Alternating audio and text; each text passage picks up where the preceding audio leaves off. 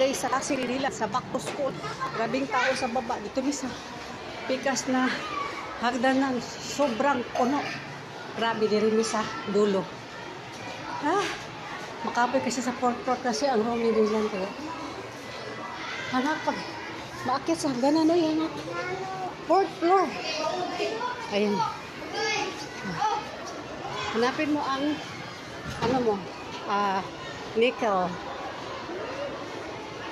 Hatid ako si Dylan first day ngayon nila.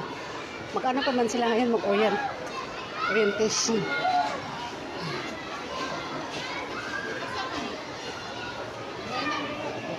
Ay, dili, mami mo din ano. Pura imong teacher. Yan mo na ang room ni Dylan. Room nickel. Naku ka diri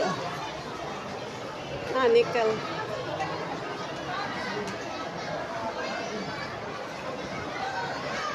Kasi kanina mo pangalan. Dara ka Dali na, yan ta kasi ng teacher. Yan na, natapos ko na si Dylan. Pag gusto yung teacher, hindi siya nalimitan sa teacher, si Ibanez.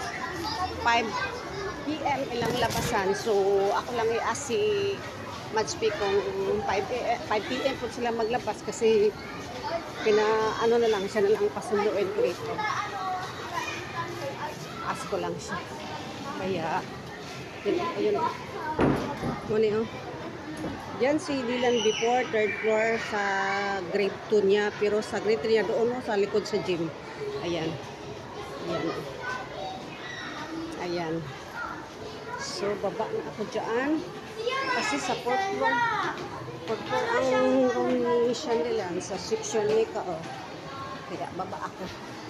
Ayan. Baba ako dito. Uwi na ako. So, magbili muna ako ng kamuti. Kasi yun ang aking pangtanghalian. Hindi pa ako nagtang 12 o'clock na. Ilinap ng kamuti. Kasi dito before gani ang gate nila sa school dito before may kamuti man doon. Nagpalig na kamuti at pasabi. Kaya magbili na ako kasi yan ang aking pananghalian. Ito ako baba kasi sa pikas doon sa dulo sa pikas yung pinaka first na hagdanan grabe ka nabuot siksikan ang baba saka sa mga estudyante. Dito na lang ako kasi dito na ako sa baba. Ayan, run na ako. Bye-bye. Happy Sunday. Ba't Sunday? Happy Monday. First day of school.